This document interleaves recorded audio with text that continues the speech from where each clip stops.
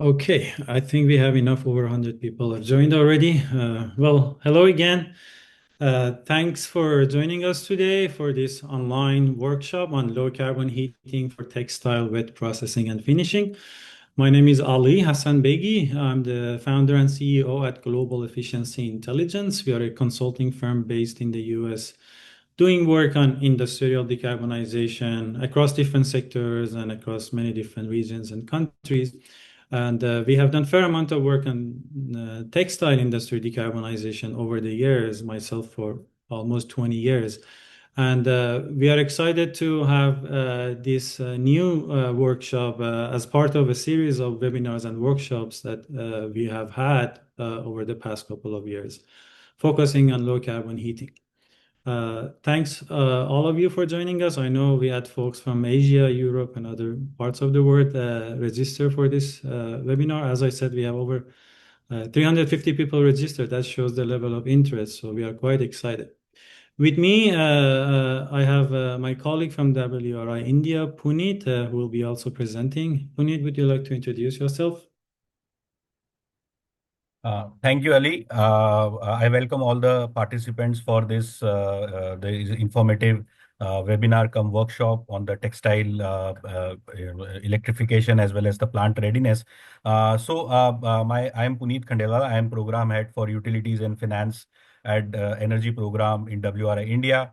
We are working, we are collaborating to form a synergy alliance, which we launched last year, and we are bringing these sectoral decarbonization themes under that. So I am leading that effort and will be happy to connect you more after this presentation. Yeah, thanks. Thank you, Puneet. With that, let's get started. A few housekeeping items. So, if you have any questions during the workshop, please type it in the chat box. We have set it up in a way that only we, the host and co-host, only the presenters will see the questions. So you have confidentiality. Ask any question you would like. Only we will see it and we will reply. At the end of the session, we have Q&A session. We will try to answer as many questions as we can. We are recording this, and we usually post these recordings on our YouTube channel, so you can access that as well. Other than that, we have a few polls during the presentation. It would be great if you participate, just to get a sense and some answers from you regarding some aspects that of this decarbonization, electrification that we are talking. So with that, let's get started.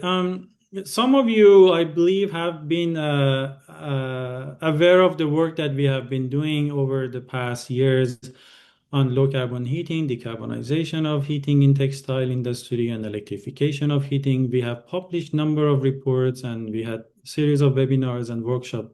About 6 months ago, we had another workshop co-organized with WRI-India. So every workshop, every study, we try to go one level deeper and provide more practical, useful information based on actually the feedback we get from people we work with, including yourself. We are working with brands and suppliers globally on this topic. And when we get questions, we try to answer through these works that we are doing. So this, I would say, workshop goes quite deep, like really at the process level and plant level, discussing some of the nuances when we talk about decarbonizing heating and electrification of heating. I hope you find it helpful. Of course, we have limited time, so we try to cover quite a bit, but we do have to be mindful of time. I probably will present about 40 minutes or so, and then we will have Puneet present, and then we go to Q&A. Before I move forward, Global Efficiency Intelligence website has a lot of resources, but we did launch Textile Sustainability Hub about 8 years ago, where we are posting a lot of our work related to textile industry decarbonization there. I highly encourage you, especially to this group attending today, to check. A lot of resources, studies, tools are available there.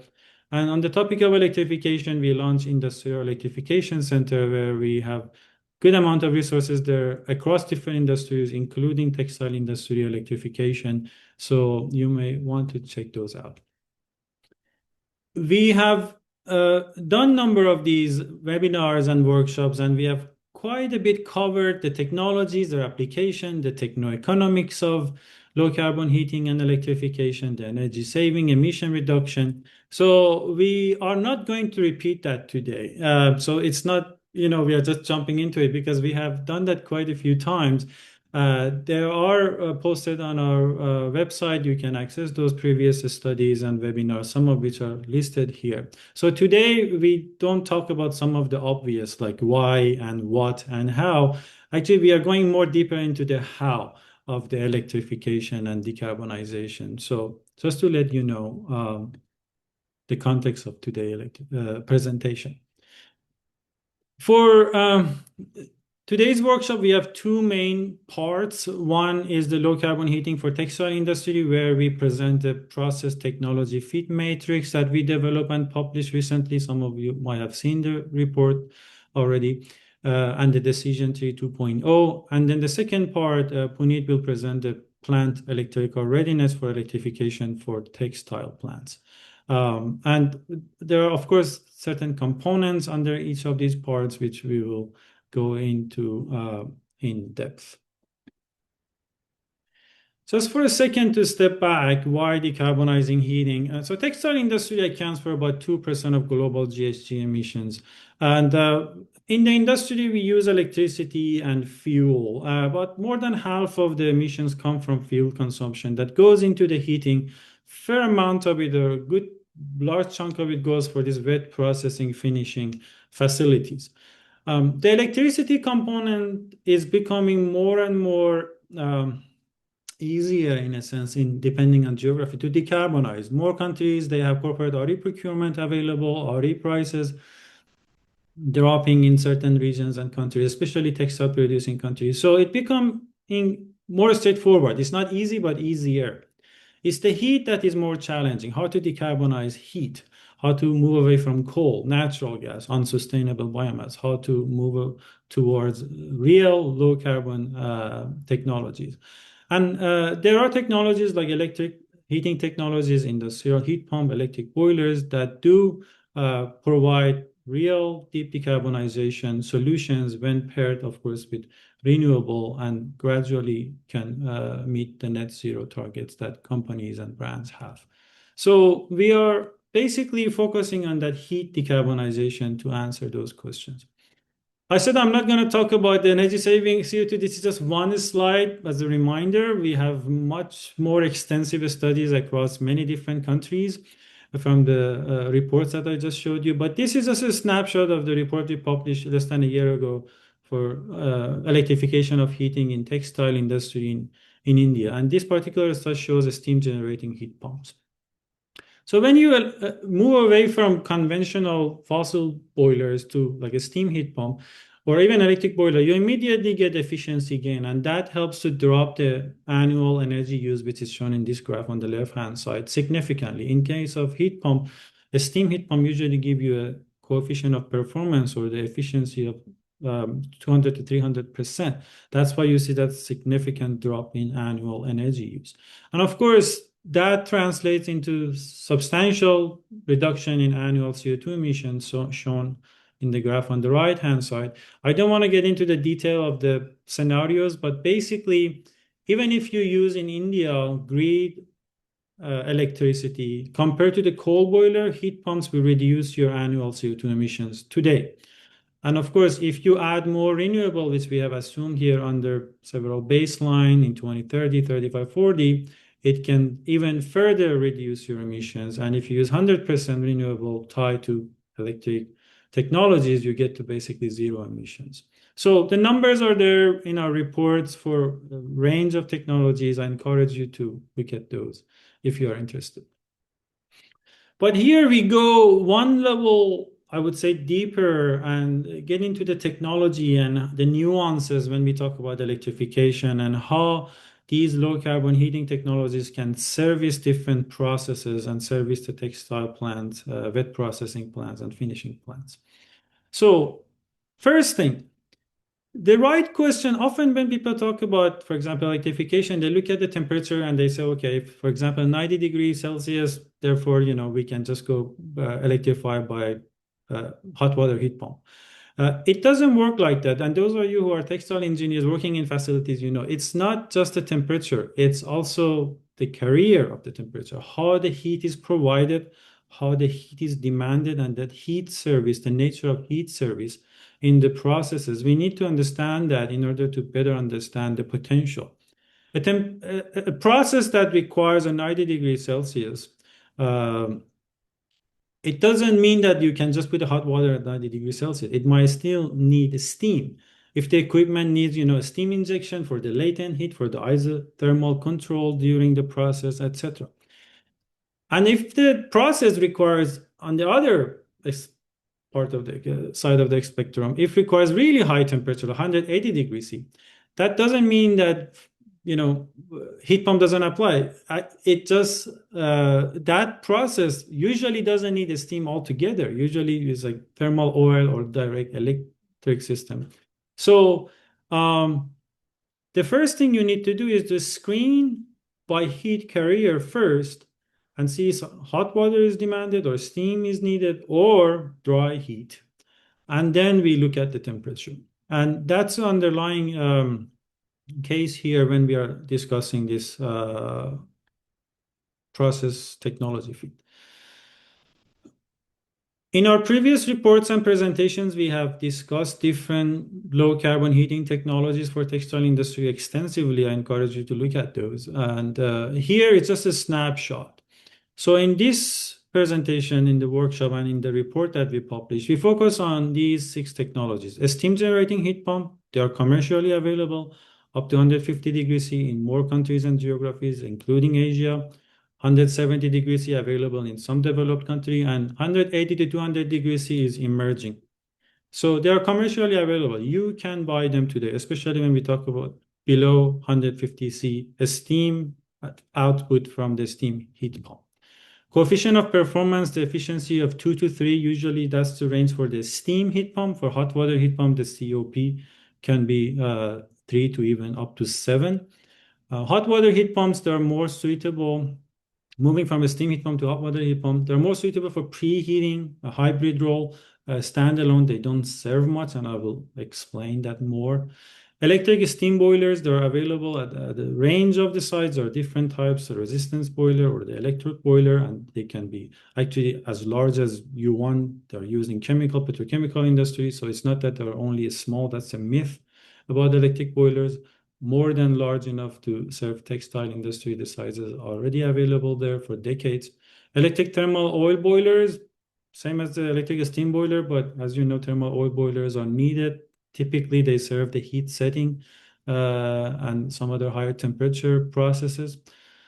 Biomass boiler, in this case, sustainable biomass we focus on. They have been available for decades and increasingly being used in textile industry.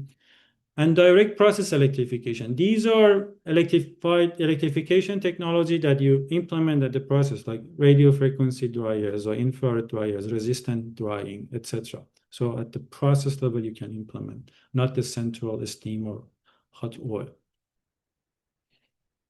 So this topic comes up, so I thought to have a slide talk about this. Why hot water heat pump cannot directly basically provide the service and replace steam, even though the process temperature requirement might be low, like 80 degree or 70 degree or 90 degree. The reason is the physics. A steam moves heat at a constant temperature. A steam basically, when you have a steam and you condensate it, it delivers a large isothermal heat dump. The saturated steam holds a large amount of heat that they can dump into the process very fast, which is a requirement for many processes in textile industry. Just look at this box on the top left. The heat delivered by a kilogram of steam, 100 degrees C saturated steam, when you condense it to 90 degree, for example, you get 2,260 kilojoule. If you have a hot water, 1 kilogram of hot water, and you condense it from 100 degrees C hot water to 70, you get 84. The difference is the factor of 27. And that makes sense. We studied this in middle school, high school. It's because of the enthalpy of evaporation. That is why hot water heat pumps, they have limited role to play. Yes, they can come and, for example, do the preheating of water. You can, when you're generating a steam, if you have a water of 25 degrees C and you make a steam of 130 degrees C, only around 10 to 12% of the fuel used in boiler is to raise the water from 25 degrees C to 100 degrees C water. About 90% of fuel used to raise the water from 100 degrees C to the steam of 130, basically. In a simple manner, I'm explaining.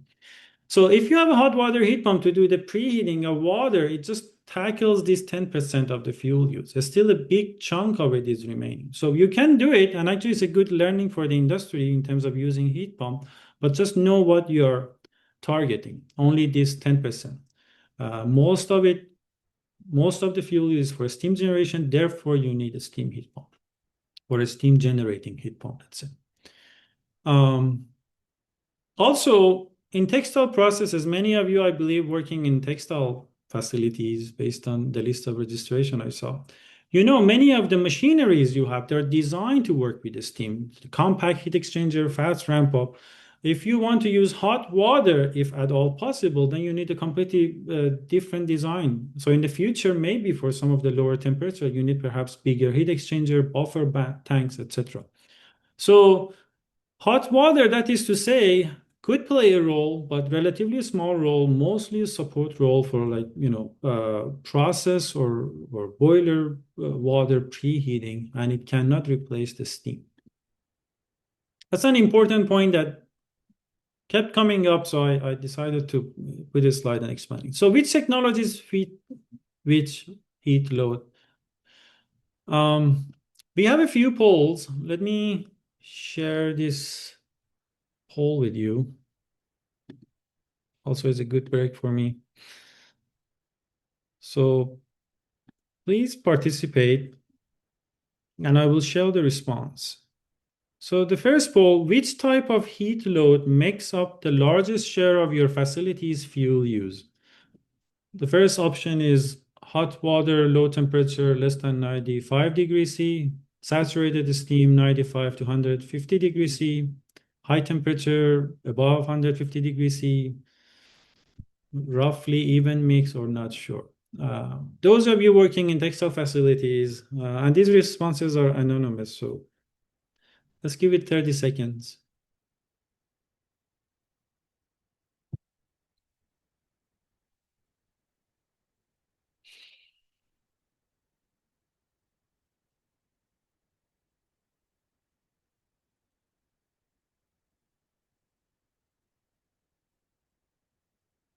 Okay.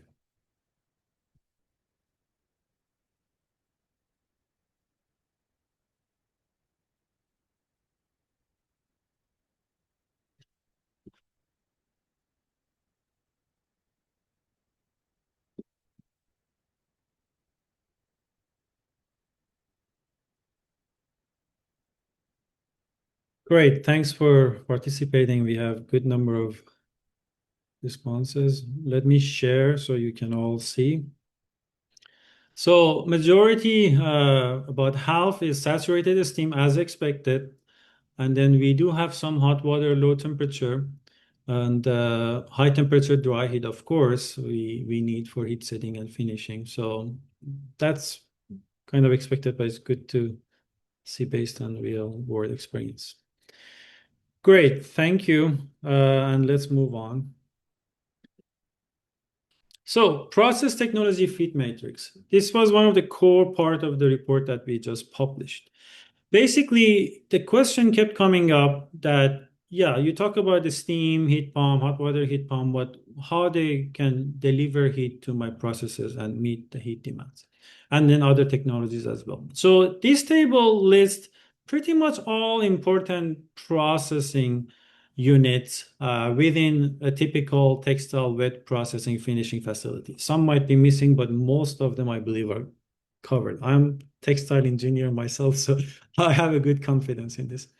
So the rows are the processes. The columns basically are a steam heat pump. And for a steam heat pump, at least for today's discussion and this report, we limit it for our criteria and assessment to 150 degrees C. Keep in mind that you can buy a steam heat pump that delivers above 150 C steam in certain regions and countries. It just, especially in Asia, currently 150 degrees C steam delivered from a steam heat pump is more realistic in this market. Hot water heat pump, electric steam boilers, electric thermal oil boilers, direct electric heating, infrared, radio frequency, etc. And then biomass steam boiler. One note here, you see we take biomass steam boiler. This is not to say biomass boiler is good.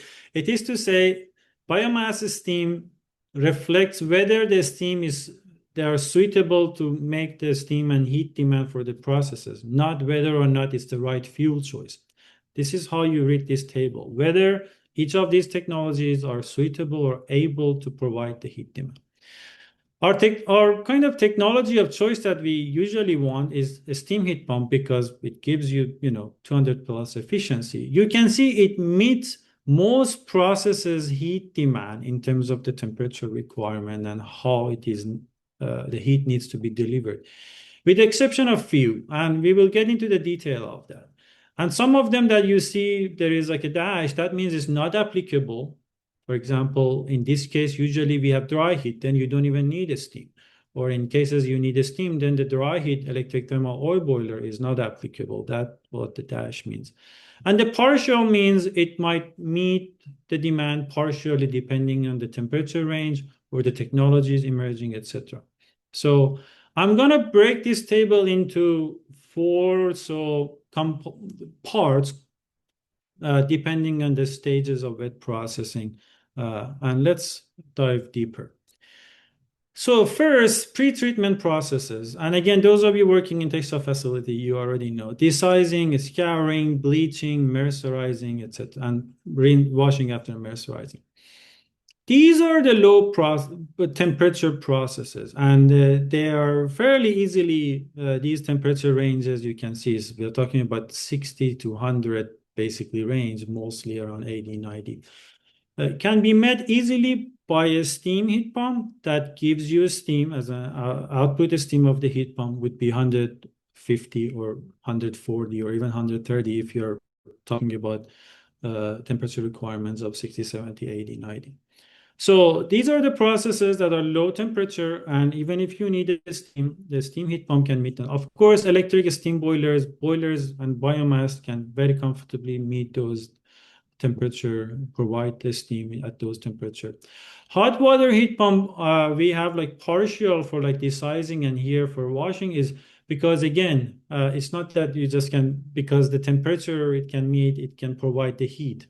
I just explained why. So these would be more like a supporting role as a preheating of either the process path or a preheating of the boiler feed water, etc. We have more explanation in the report, but I need to be mindful of time, so I'll go a bit quicker. Dyeing and washing. This is the big chunk of the steam demand in wet processing facility. But not all dyeing are the same, right? We have the so-called low temperature dyeing, low or medium. Atmospheric usually is low temperature and then medium temperature. And the temperature range I've listed here is 60 to 120 degrees C. And these, as you can see, a steam heat pump is thick. Because if you have a steam heat pump that gives you a steam at 150 degrees C, you have enough delta between, the highest you need 120 and the 150 that comes out of so it can comfortably service that. And if you need 60, 70, 80, then definitely the steam heat pumps can service that. Electric boiler again and biomass boilers, no surprise, they can provide the steam at very high temperature and pressure, so there is no. And this will meet a range of fiber types, like from cotton to even synthetic fibers, and range of the different dye types, reactive, indigo, VAT, etc. So covers quite a bit, and those of you working in the industry, you know well. But when we go to then high temperature dyeing, of course, polyester, which, by the way, requires typically 130, 135, and then some goes to 140 for high fastness. Then if you have the steam heat pump that gives you 150 C and you need like 140 C, that delta is not enough basically to make us comfortable to put a steam heat pump that's 150 C for a process that needs 140 or even 135 or so. So that is when the limitations start getting hit. But if you need 120 degrees C, then still a steam heat pump of 150 C will be suitable. But because there is a range, that's why we have this kind of partial, depending on the process that you have and the heat demand that you have, then a steam heat pump with 150 C steam may or may not be able to service it. However, keep in mind, there is a steam heat pump in the market that goes beyond 150 C, even up to 160 or 170. So some of these limitations are not absolute. Like 2 years from now, the markets in India or in China might comfortably meet these temperature requirements. So keep that in mind.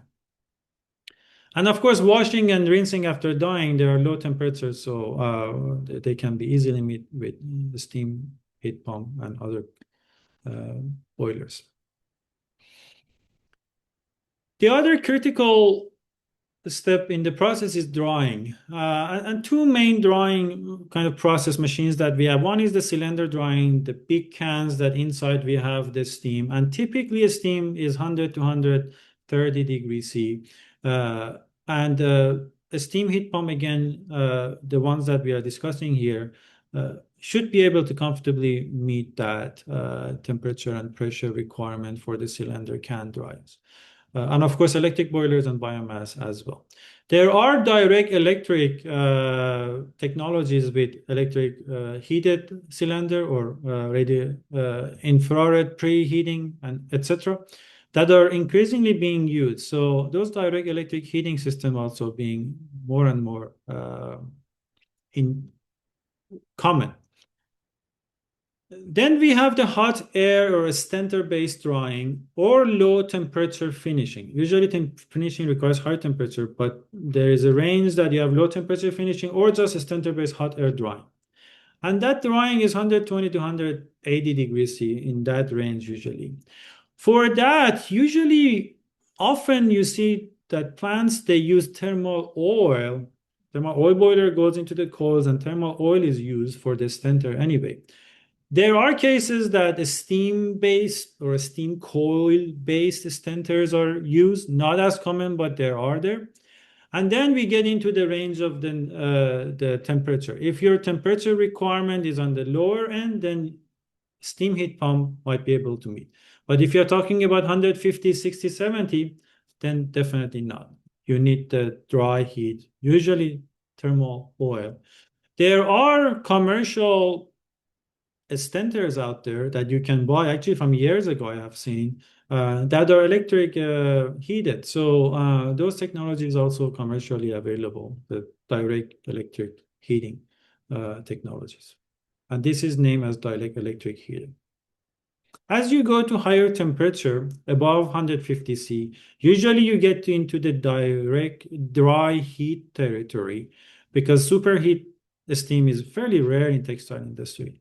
And then when you get to that territory, then we are talking about thermal oil boiler and how to electrify that, whether with electric thermal oil boiler or with direct electric heating technologies, etc. So that's kind of a summary of it. We have also high temperature finishing or dry heat finishing, and this is high temperature heat setting. Stentor is very well known for this. Thermal oil boilers often used. I have seen direct natural gas fired system, etc., but often thermal oil boilers. And then there are electric thermal oil boilers that have been around for decades, so as the technology is available. Then print drying and curing and resin drying, these are also fairly high temperature. We get to 200 degrees C. Again, we don't use a steam for this. It's like dry heat processes. Then thermal oil or direct electric system. That's why you see a steam doesn't even either heat pump or electric boilers. They just don't come into the conversation here. Lastly, finishing. So print steam fixation, which is on the lower temperature, 100, usually 100 degree or 105, and then wet steam finishing, sand frizing is fairly common. And for these, again, a steam heat pump should be able to comfortably meet the temperature and pressure requirement for the steam needed for these processes. Last row here is the boiler feed water or hybrid process water preheating. And this is where is a sweet spot for hot water. If you are thinking to start your electrification journey with hot water heat pump, one of the largest brands in the world just emailed me a couple of weeks ago regarding that. It's nothing wrong to start with slowly with hot water heat pump. It's just, the role is limited, the savings are limited, but it's still a good thing to do, but just know that where you get. And the sweet spot would be a boiler feed water or process water preheating. The second poll, to give me a bit of break, also some responses from the room.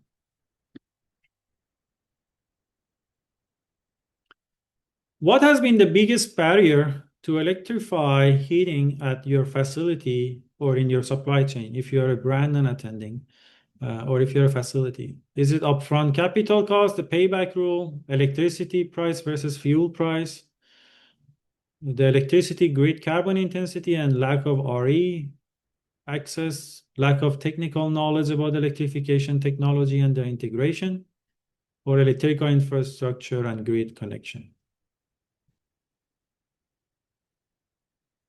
Let's give it a 20, 30 seconds and I will share the response again with you all.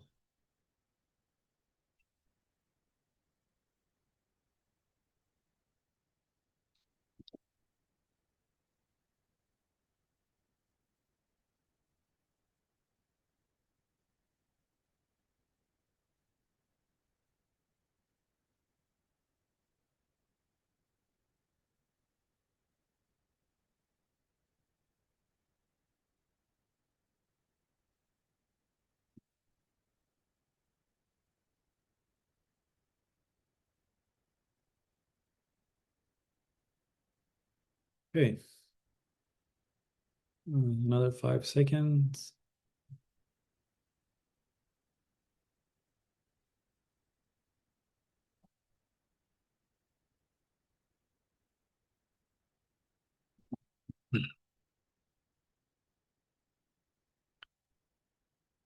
Thank you.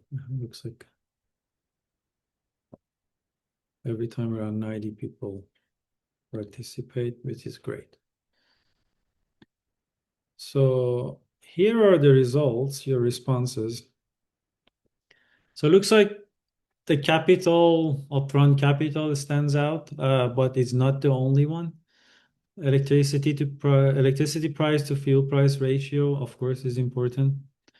The third barrier is lack of technical knowledge. We are hoping your publications and workshops like this help to lower that barrier. And then electrical infrastructure and grid connection. Interesting. Thank you.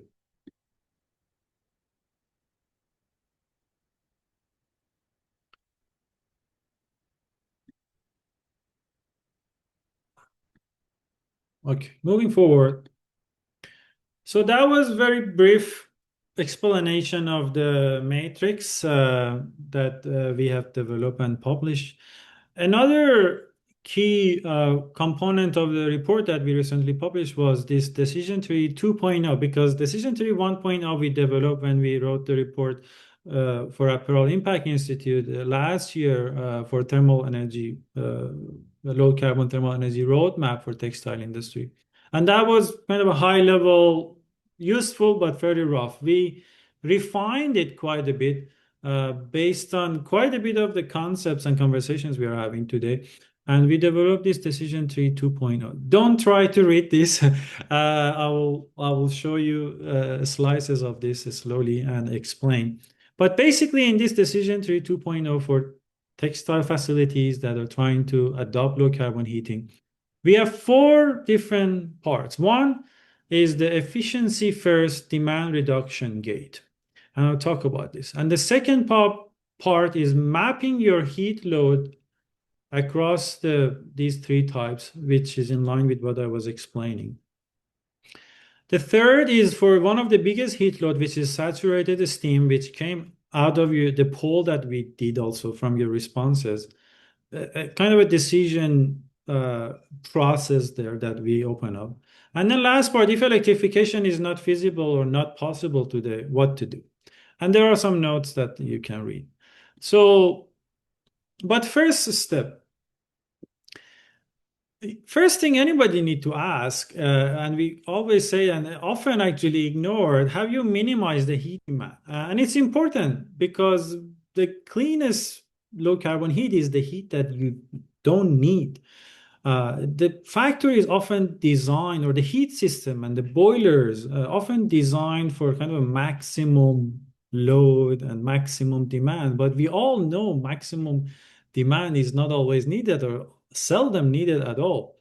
And here, if you are trying to, for example, replace your boiler with a heat pump, just for the sake of conversation, you wouldn't go to maximum because then you significantly oversize everything, and it increase your capital costs, increase the integration costs, increase your connection to the grid, the difficulty of that. So the first thing first is basically go and optimize your system, not to go optimize your boiler because you want to get rid of the boiler, but optimize your system. And there's a few things listed here, but you can add another 20 to this list. Demand reduction measures, system optimization measures, to basically get to that optimized heat demand that you have, and then you go figure out how to provide that heat in a low carbon manner or electrify or so on. So if it's no, then reduce your demand. If it's yes, then you go to a step two. What is a step two is this part. Mapping your heat load based on these three compartments that we have. And what are these? It's in line with what I've been talking. So if you just look at the temperature alone, it's misleading because again, you have 80 degrees C and then some people think, oh, you can just go with hot water heat pump. Absolutely not. So basically you map your heat load based on what part is hot water sensible heat, what part is saturated steam and latent heat, and what part is high temperature dry heat. Basically in line with the poll that I just ran. For the hot water, like below 100 or 95 degrees C, that you don't actually need a steam. Some of them we do need a steam. And this could be boiler feed water or some process water preheat, condensate makeup, and a few continuous washing, rinsing actually could only use hot water. In those cases, yes, hot water heat pump can basically directly be used, but most often this as you see, these roles are actually just preheating, condensate-free makeup. So it's kind of a support role. The big chunk is here, saturated steam, which is basically high temperature and up to usually 150 C saturated steam. Or processes that are well below 100 degrees C, but you do need a steam for delivering that heat for the reason I just mentioned a few slides ago. And that is, most of these processes that use steam, dyeing, scouring, bleaching, etc. And the primary technologies, low carbon technologies for long-term decarbonization are either a steam heat pump as a base load and electric steam boiler. And then the last is really high temperature, usually above 150 degrees C and can go to 200 plus. And those are usually dry heat, we call it. And that's typically currently in the industry is delivered by thermal oil. There are some cases that like a thermosol, usually natural gas thermosol provided, etc. But direct electric technologies like radio frequency dryers, etc. I saw radio frequency dryer in textile plant more than 20 years ago. So some of these have been used. But overall, the primary low carbon technology is electric thermal oil for this high temperature dry heat, or direct electric technologies, IR, radio frequency, etc. So that's where you screen here. And then for the big chunk of heat demand that you have, that also the poll showed, then what to do? That's where we go to step 3 of the decision tree to see how to deal with it and how to decarbonize.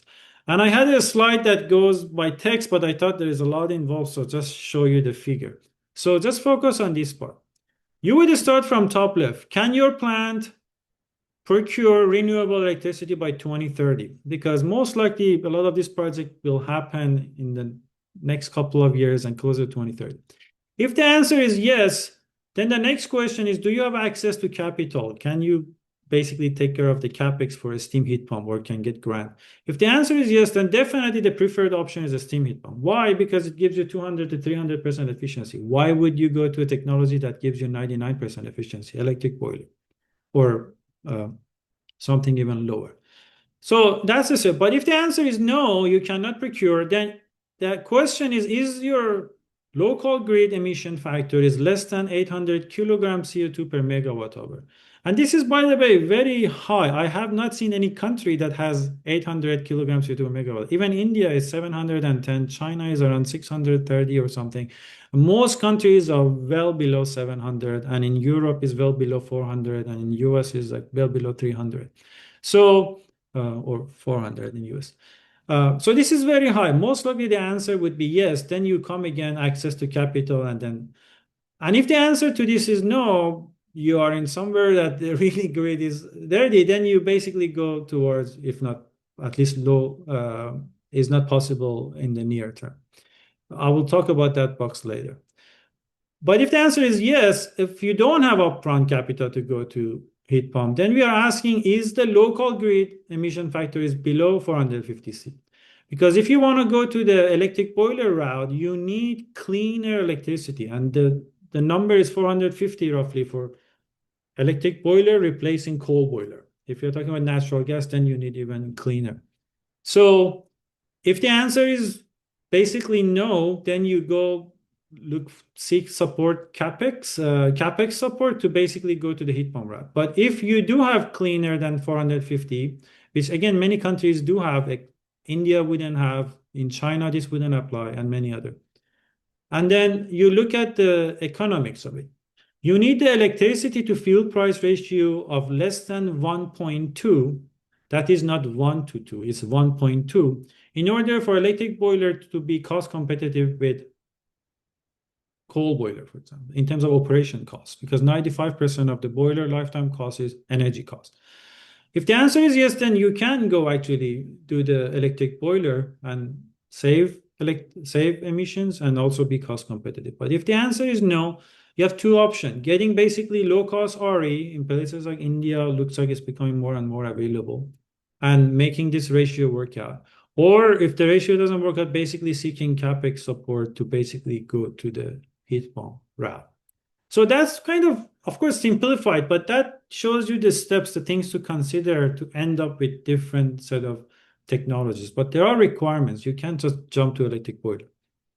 But if you cannot electrify, then what do we do? That's this fourth part of the decision tree. And I'm going to wrap up soon, by the way. So if electrification is not feasible in the near term in the next couple of years, then the question you need to ask, of course, often we see, at least in Asia, biomass is being considered. But is sustainable biomass is available? And sustainable, real sustainable. And another thing is having pollution control installed on biomass boiler, because you don't want to harm the local community around the plant burning biomass. If the answer is yes, then biomass boilers are widely available. They can be used in short term. And then once you have the grid or RE situation improve in your region, then you can reconsider electrification. But if the answer is no, our recommendation is basically don't go to unsustainable biomass or biomass without pollution control. Stay with what you have and just advocate for renewable electricity procurement, better grid connection, basically access to capital, removing the barriers in order to being able to go to real low carbon solutions, rather than locking yourself into fossil fuel by buying another coal boiler or unsustainable biomass. Biomass emissions factor is per gigajoule, kilogram CO2 per gigajoule is equal or higher than coal. So if you're burning unsustainable biomass, is worse than using coal. That's something to keep in mind. But sustainable biomass with emissions control could be the real short-term solution bridge until electrification becomes possible. But one very important thing to take away from this workshop, that was my alarm to wrap up, so I'm going to wrap up, is you do not, absolutely do not need to go and try to basically switch your entire thermal system and like switch to electrification for your entire plant at just one step. So this can be done in a hybrid manner, in a gradual manner. Most textile plants I have seen, they have more than one boiler. And even if you have just one boiler, still you can do this in a hybrid manner very easily. And what that hybrid strategy means and what are the benefits? When you do this hybrid strategy, meaning you electrify a smaller portion of your heat demand. So first of all, your upfront capital cost will be lower. You keep your existing system. It can save as a redundancy. You avoid oversizing your heat pump, and also you would have easier time connecting your heat, the load, electric load from your heating to the grid. Like if you require uh, half a megawatt versus 1 megawatt, it makes a big difference connecting to the grid in some regions. So a lot of benefit with hybrid. So there are different ways to do this hybrid strategy. I don't have time in the report, we have explained this, but basically there are quite a few configurations. For example, I've listed here. One is a steam heat pump to be your base load, and you have the electric boiler to be on the same header, a steam header, and that basically delivers for the peaks or the startups, the jumps that you have. So a steam heat pump usually have highest efficiency if it's a base load. So that's basically all electric meeting your all demand for steam at the temperature pressure.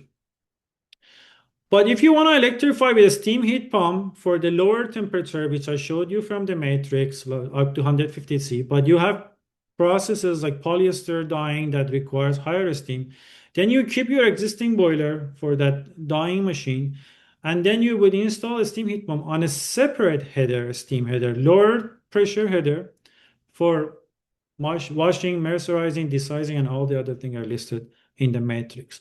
And that will actually be a very sweet hybrid strategy with today's technology, very practical. Hot water can be combined with the steam system as a like preheating, as I mentioned. That's another like a simple hybrid strategy. So that's something to keep in mind. Moving forward, to wrap up, on the techno-economics part of it, which I did not present today, but we have presented a number of times, we did develop and publish almost 2 years ago textile heating electrification tool, which I highly encourage the textile facility is interested. You can use the tool, run a fairly solid pre-feasibility techno-economic analysis to get the cost, the saving, develop scenarios, and get numbers for your own facility, which if you hire consultants, they would charge you tens of thousands of dollars. So I encourage you to look into it. And that was actually a good example of some of the brands, Patagonia, New Balance, Cotopaxi, REI, Gore, and LL Beans. They came together, supported this, and they went beyond their own supply chain decarbonization, created a resource to benefit the industry. So hopefully we see more of such initiatives. Last poll.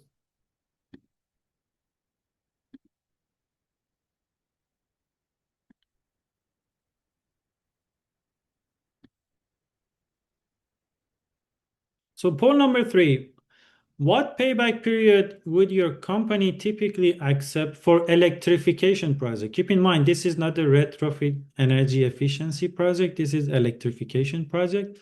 So again, it's anonymous. You can use your best guess. And yes, please participate. Less than 2 years, less than 3 years, less than 5 years, or less than 7 years.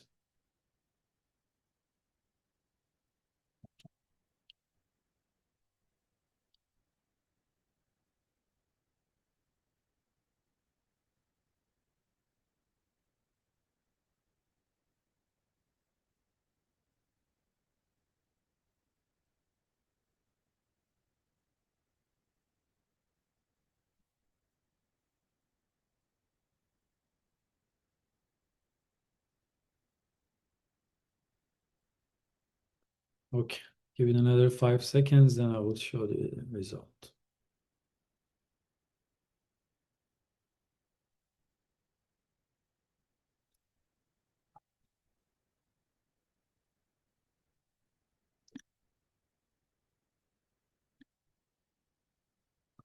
Okay, interesting result. Um, Somewhat expected, but somewhat encouraging. We see quite a few respondents. They say less than 5 years acceptable, meaning up to 5 years. Okay, and good news. We have been doing this analysis across different regions. More and more heat pumps, especially heat pumps that are from suppliers in Asia, having payback around 5 years. So 6 years, 7 years. We have seen 4 years as well. So that threshold could be doable, of course, depending on plant-specific, region-specific conditions. But thanks for participating. But that takes me to this slide. Payback period itself is quite misleading because it's basically just looking at the short-term result you get from a technology that runs for like 20 plus years. So the better indicator or metric would be levelized cost or lifetime cost. And we have calculated this for like different countries. This is showing for India, but in the report we published, we have it for China, Vietnam, Indonesia, Bangladesh. So look at the roadmap. But this basically shows for a typical textile wet processing facility, what would be the levelized cost if you include the operating costs, energy costs, capital costs, and we had some carbon costs, but you can ignore it, that gray area. The first bar is the coal steam boiler. You can see by far the two scenarios are two electricity supply scenario, but basically by far heat pumps, steam heat pumps have lower or the lowest levelized cost. So over the years, over the lifetime, even though let's say the payback is 7 years, but if the technology is working for 20 years, we have quantified this, like translating to millions of dollars of benefit. So I would encourage you to look into the lifetime cost and take that into consideration, not only a simple payback.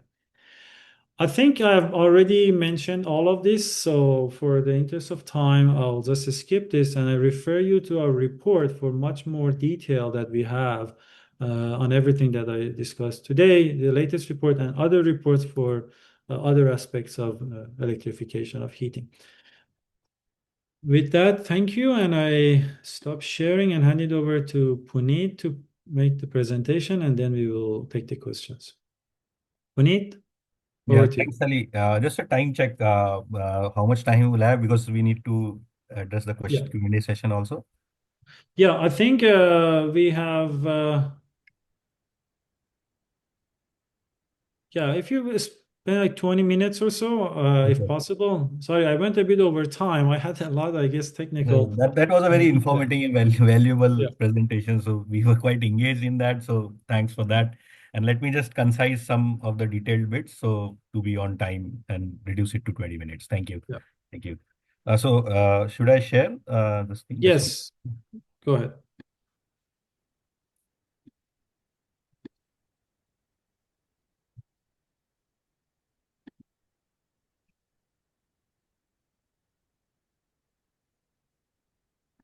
So is the full screen coming? Can Uh, Ali, you confirm? yes, I see your screen, full screen, fine. Okay. So go ahead. Okay. I'm beginning. Yeah. Thank you. So, so welcome again. And what Ali presentation was forming was more on that how to the decision has been made. The decision to adopt a particular electrification technology, be it a heat pump or electric boiler. So I can see that alignment was more on the heat pump, but the decision has been made. Now uh, from the decision of adopting the technology towards implementing the technology, there is a bridge, and which is basically what Ali asked me to attend to, and that's what actually we brainstormed a lot, and that's a very important part, how to collate all these ad hoc assessments which are required for particular plant electrical readiness assessment and how to bucket them into an approach or a framework. So that's what means we have done here based on our experience. We have worked means from past 1 year, we are working in Tirupur cluster as well as we are working in some other clusters also. So that kind of insights we have boiled down and the insights which we have collected once we started bringing this content together. We interacted with some energy auditors in the field, some textile players, some utility experts also, and the utility representatives who actually shared some practical insight. So that I will try to cover during the presentation. Yes. So this is briefly the agenda. So I think let's jump directly. So what we will try to do is that we have created some illustrative examples also, and that what the when we go towards the methodology part, then we will bring those illustrative examples when we cover that particular framework which we are presenting.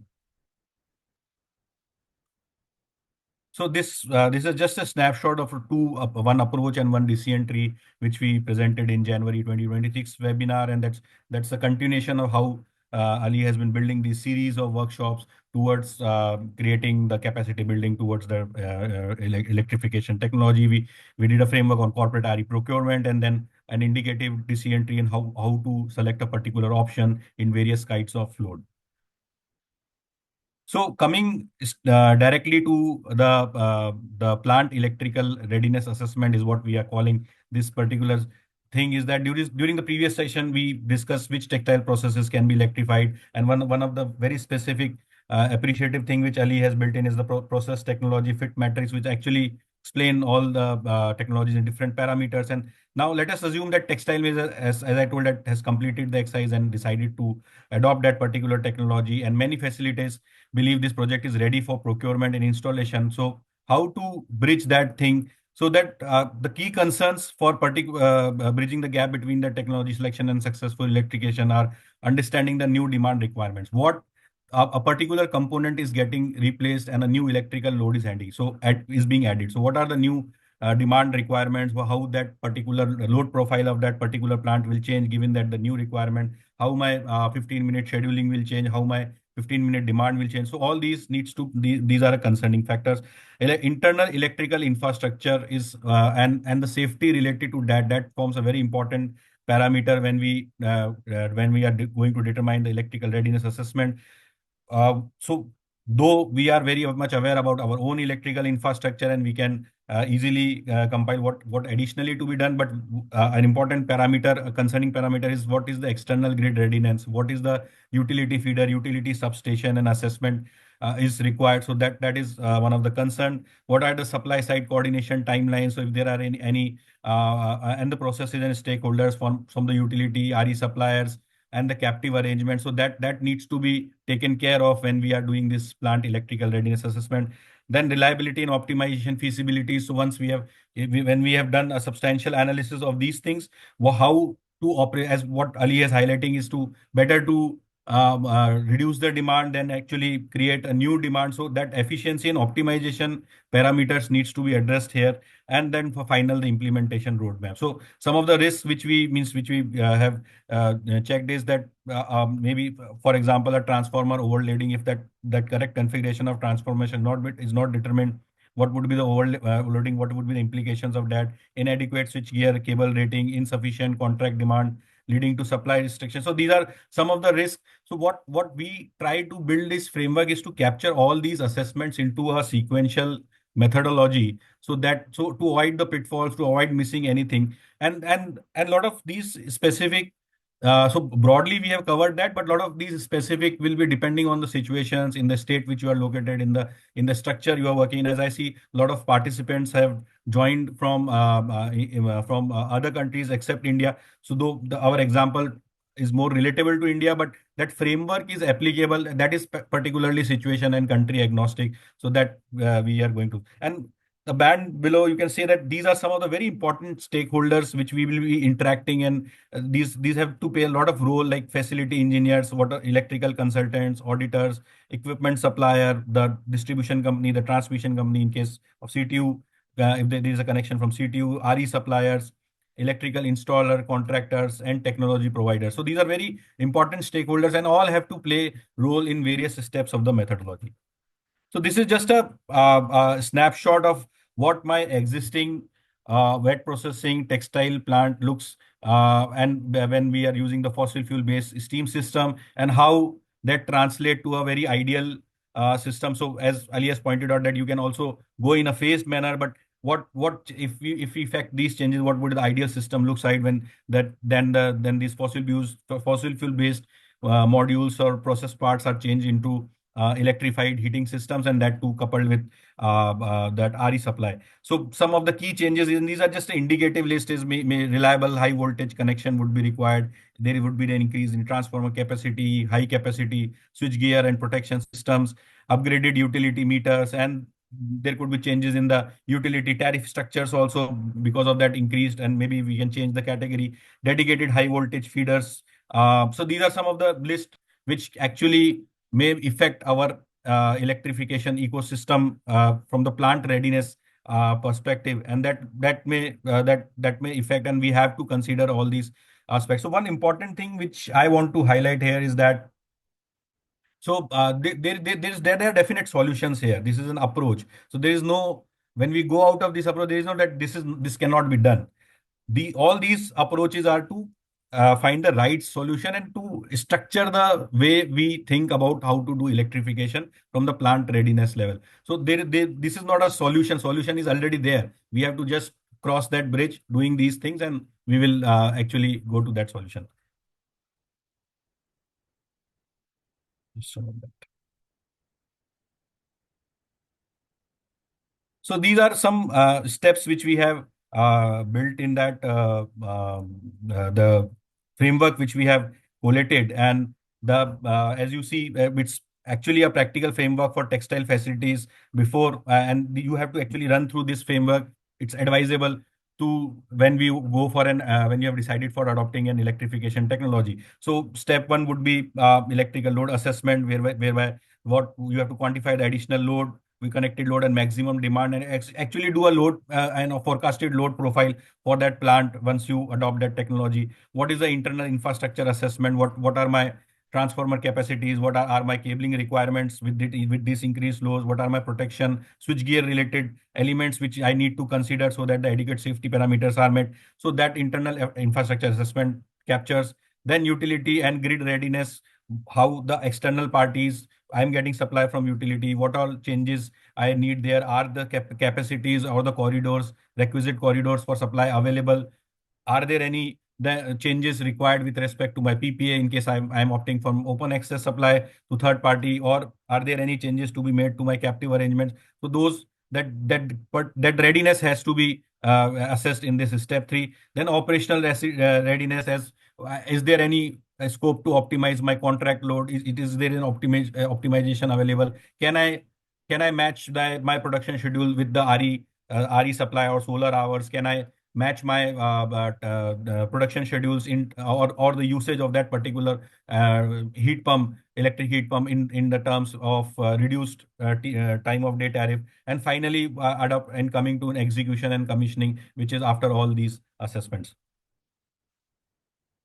So the first step is electrical load assessment, and I think and what one more thing is that, so we are not covering the formulas and how to arrive at particular capacities. It is just combining all these activities and to reflect on, and I think most of the plant engineers are actually aware of how to do these sub steps, but that approach is more important. So the step electrical load assessment is actually assess the electrical demand and impact of electrification.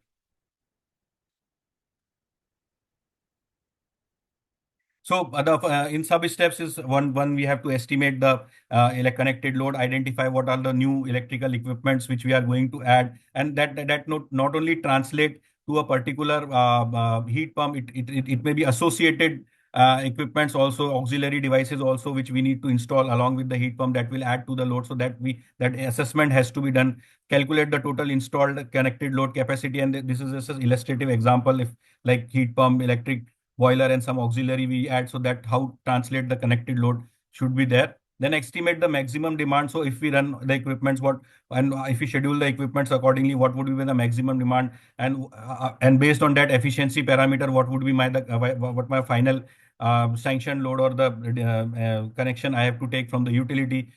Detailed assessment of the load point, which are my peak hours, which would be my peak loads, that over the year, over the season, over the day, we have to create, means forecast that load profile, and finally evaluate the future electrical demand. So and that has to be matched. So I have captured this for the particular adoption technology, and there are some other plans also being devised by my plant or my by company, which include more addition of the particular equipment. So that alignment with already planned future forecast and with the addition of this electrical load that has to be done. So the key question which I'm answering is how much additional electrical load will impact my electrification, and what could I get is estimated connected load, maximum demand, load profile, future demand projection. So this actually will be a kind of landscaping. So once I adopt it, what would be my system looks like. Step two is plant electrical infrastructure assessment. As highlighted, it will evaluate whether the existing plant electrical infrastructure can safely and reliably support the additional electrical demand. And this is not a laundry list, but more of the key components of the assessment. One is the transformer capacity assessment, which will basically review the installed transformer ratings and loading, identifying the available spare capacities. Do I have any, or do I have to augment that, or maybe completely refurbish, or maybe completely replace the existing transformer. So that has a associated capex decision, space decision, which has to be assessed at this stage. Switch gear assessment, what are the switch gear ratings and interrupting capacities, and that has to be met with the design requirements of the component I am adding. What is the cable and distribution assessment? Are the cables right now is catering to an existing load? What additional cables, or what may be the strengthening of the cable networks which I have done? And there is an aging parameter also. So what you have devised, your current existing infrastructure is based on your current requirement, which has a fossil fuel component added. Now you are changing that requirement with an electrical one, so that actually changes the landscape of how this system design has been placed in the plant. Then the protection system review, the what and that which is a very important point, is that review protection coordination relay settings, identify modifications required from the operation perspective, and finally means that coming up with all these for what is my spare capacity and what I need to add. So this basically gives a clear assessment of plant electrical readiness, including available spare capacity, infrastructure constraints, or any other upgrades required from the from my internal infrastructure perspective. Now coming to the external, and here, like what how the external environment will be impacted, and I have to assess that before going to that. So we evaluated whether the plant's internal electrical infrastructure could accommodate the additional electric. Let us assume the plant has now actually completed its internal assessment and identified the required upgrades.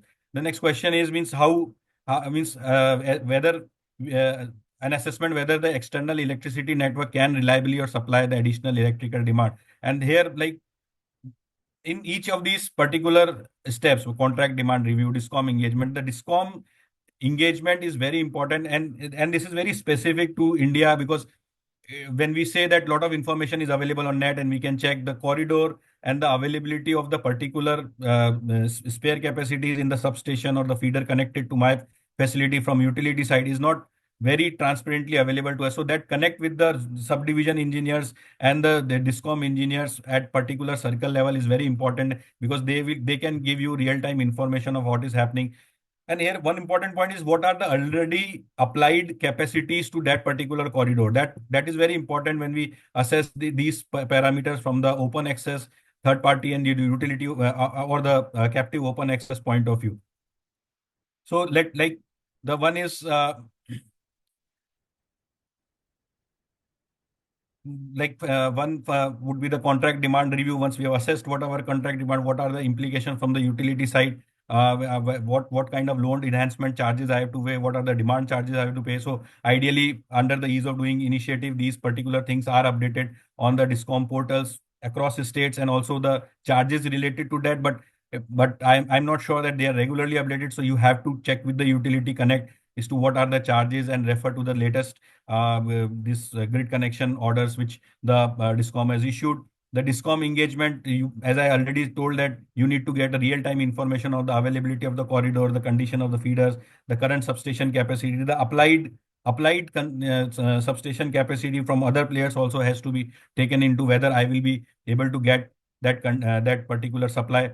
And one feeder capacity is assessment and substation assessment. Once we identify that the requisite capacities are available, so we can the timelines have been specified. So I think 15 days in respect of open access approvals for the additional capacities can be given. But what stands out is that if there any infrastructure upgrade is required, that the timelines change, and that you have to keep in mind that there is a timeline effect related to that. So you may assume that, say for example, in 3 months time I would be able to adopt that technology, start implementation. But if there is a time required for the utility to actually upgrade that infrastructure, that may translate into additional 3 months or 6 months, because in their internal process they have to prepare a DPR, they have to secure the requisite approvals, then the demand note has to be read, you have to share the cost for that infrastructure, and then they will appoint a contractor for developing or upgrading that infrastructure. Material availability is there or not there. So these constraints and will be there, and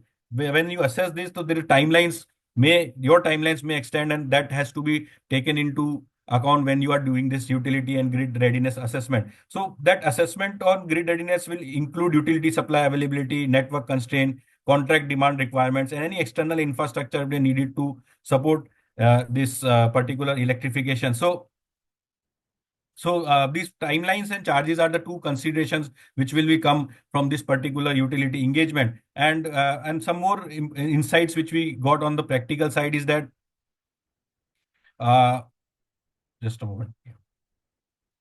So on the when you are doing these particular upgrades, you have to see from the composite point of view of the plant. So it's like it should not be isolated of what you have done assessed earlier and what you are actually doing with respect to the utility and grid readiness assessment.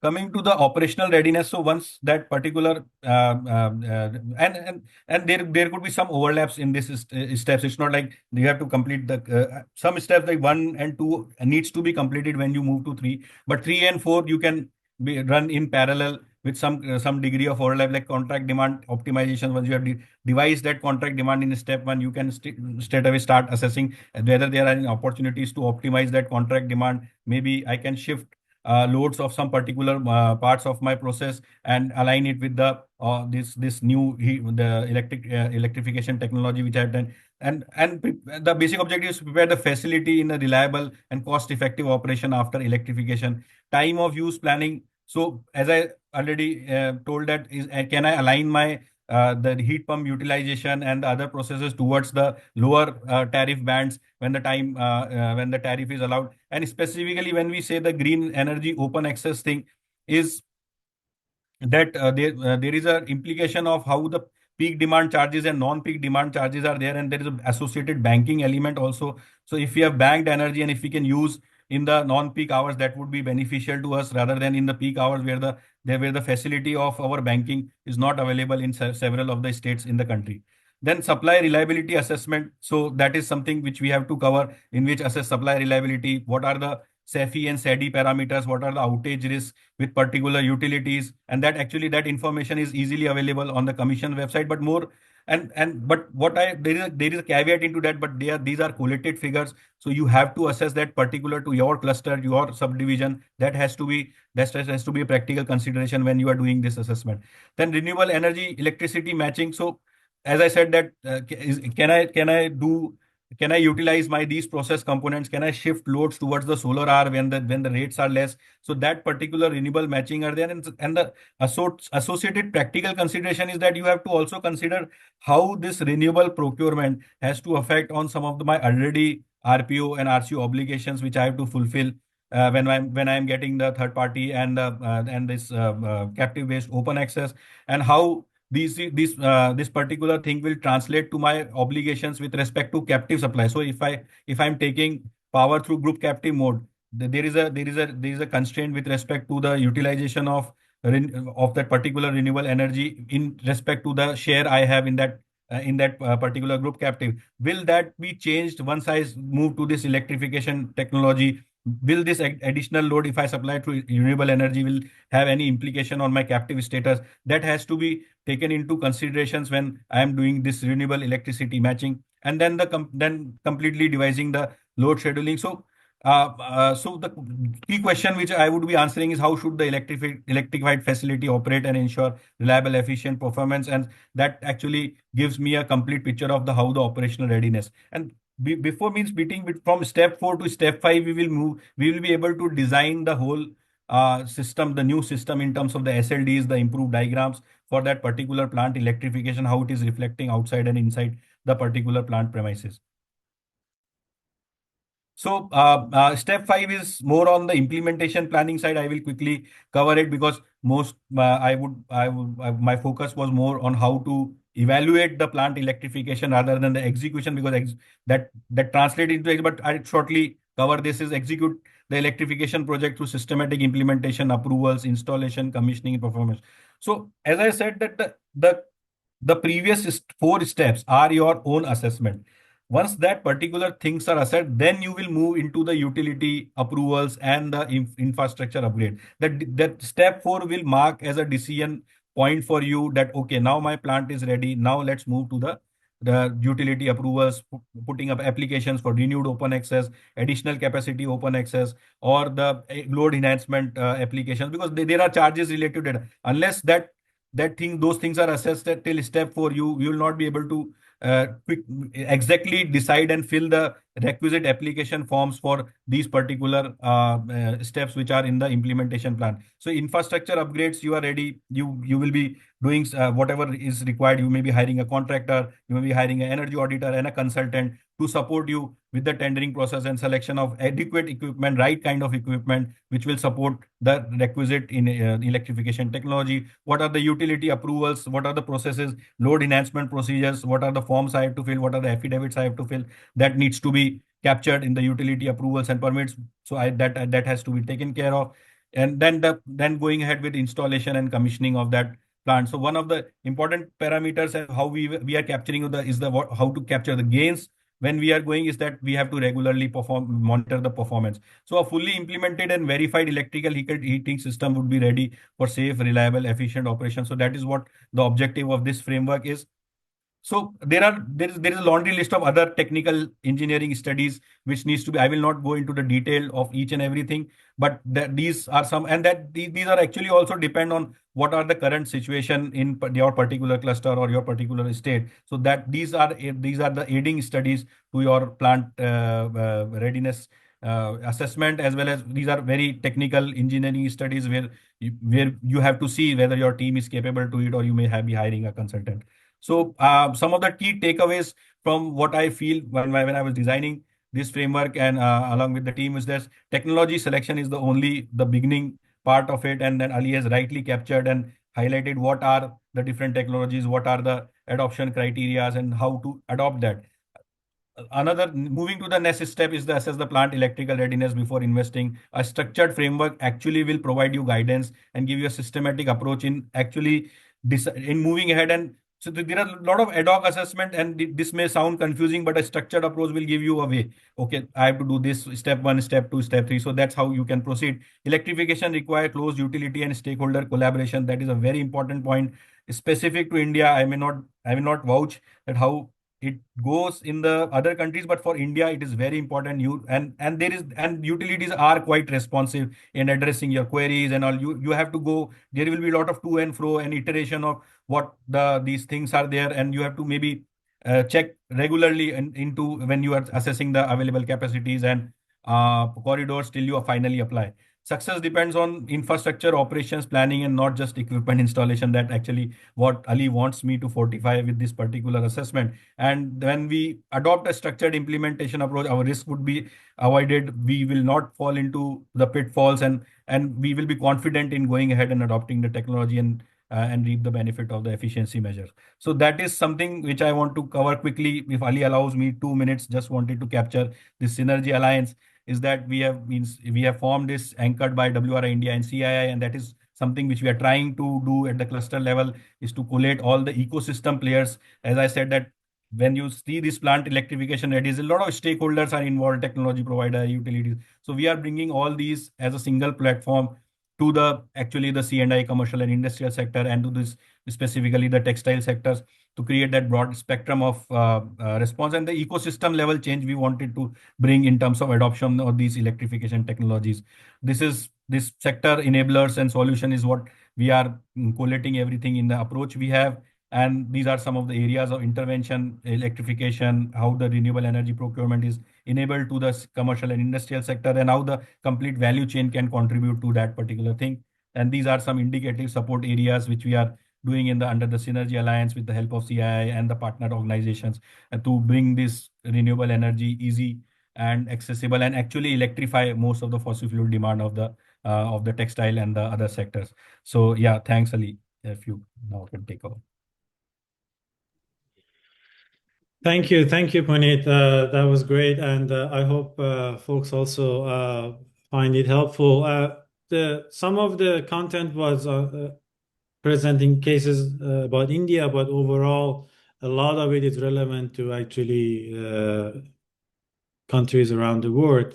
There was actually a question about the process technology feed matrix, whether that was for India or globally. That was actually more generic globally. So anything I presented actually was for a global context where, of course, I presented, for example, the levelized costs from the India study, but overall, a lot of the content we presented today applicable across different countries. Thanks, Puneet. I see we have a few questions, so we can go through. We still have some 8 minutes left. We should be able to address most of it. So yeah, I already answered that question. Another question came up was to elaborate on heat source for hot water and a steam heat pump. Is it wastewater, air source? As you know, in a textile wet processing finishing plant, there's fair amount of actually waste heat, waste water, as well as the heated air that is wasted, like from a stentor dryer. But a lot of the waste water currently is not really being used, the heat from wastewater. Whether it's the wastewater from the dyeing machine, from the washing machines, and all. Of course, condensate return, you have to collect it, boiler, blow down, etc.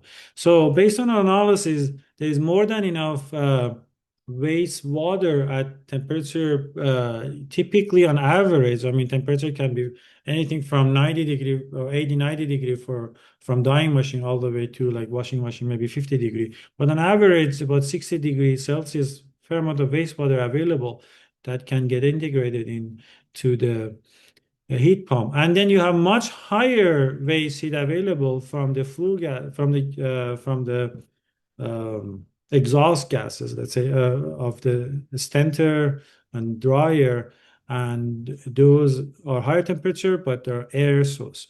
So waste heat is available. Waste heat might be free, but waste heat recovery is not free. You need exchanger and systems and all that. So to a certain extent, it makes sense, but you need to get to the optimal place where you economically harvest the waste heat to integrate to the heat pump. But absolutely, there is fair amount of waste heat available, whether in air source or water source.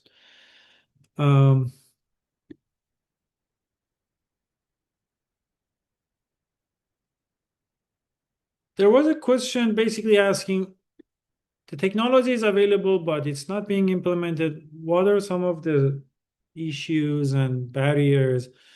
There is a range, and we have discussed these in our other reports and workshops. But of course, as you saw from the poll that I just ran, the capital cost is an issue. The lack of information, technical information, ranked literally number 3 among the barriers. The electricity has higher costs in many geographies. So these are some of the barriers. The technologies are there, to be honest. Of course, through such sessions and more information, we can increase the knowledge of the industry. They get more comfortable, because a couple of years ago, nobody was talking about electrification of textile industry. Literally, most of the conversation came after we published our phase report 3 years ago. So it still is a new concept for industry. But fortunately, there are brands working on it. There are companies implementing it. You have all probably heard about H&M project in Vietnam. There are other projects. There's an installation in India. And based on at least some of the initiative I'm involved in, you are going to hear more in the next couple of years. So we are in a stage of, we are basically looking for first runners, companies that they have perhaps access to capital and they're more progressive in terms of their climate action, and they would implement. And literally, you can take people to see that these technologies work as well as any boiler would work. And then that would reduce the so-called perceived risk. Because I understand if you're working in a textile plant and you have been working with coal boiler for decades, why would you switch to technology? So companies are in this comfort zone. So there is a reason for whether a company or a person could get out of the comfort zone. And those reasons could be incentive. Sometimes the incentive could be kind of positive, like financial grants and all. By the way, Apparel Impact Institute does have grants for electrification as well as others. You're going to see more. Sometimes the incentive could be more like harsher. Like you will see brands that they would divest, they literally would cut relation with some suppliers because they're coal-based or fossil-based uh, heat generation in the coming years. So you need reason to get out of the comfort zone. And I've heard also more recently, also we had this conversation, like sustainability managers are all for it, but then factory production folks, they're against it because it makes their life difficult. They are not familiar with. So you need a strong top leadership commitment. Once the top leadership commits, I believe they not only the finances, but also they're going to align the team to make this thing implemented. But we are seeing it's happening slowly but surely.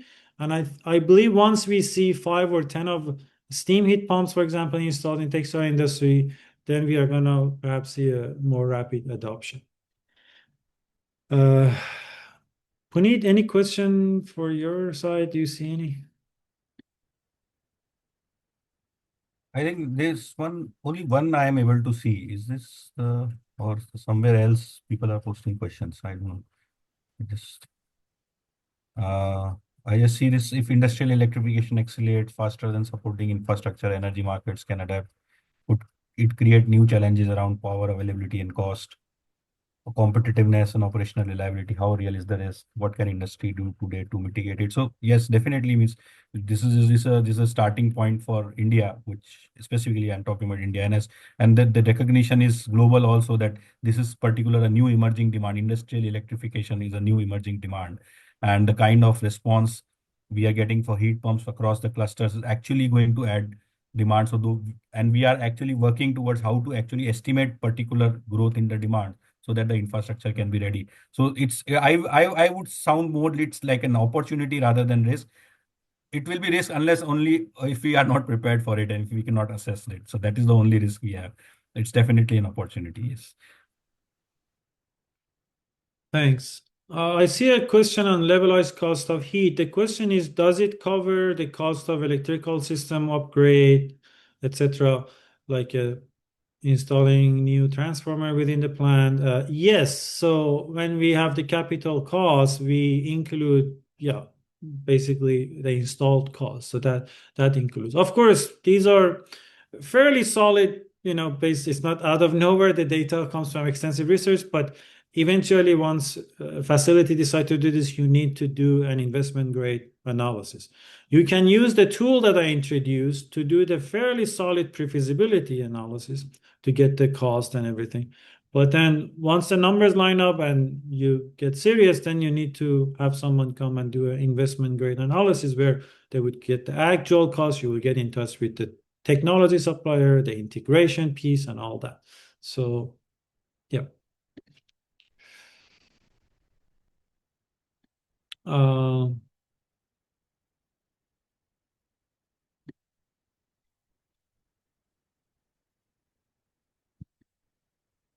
yeah, I Yeah. see we are at time. I just wanted to mention two lines as we are Yes. closing. I just want to just give thanks to Abhinav Sharma and Shubham Anand, my team members, and Himanshu Tyagi, who have actually contributed a lot and gave the practical insights to the deck I have presented. I thought I missed it, so I just wanted to mention this. And thanks Ali for bringing us to this platform where we can interact with so many players across the globe.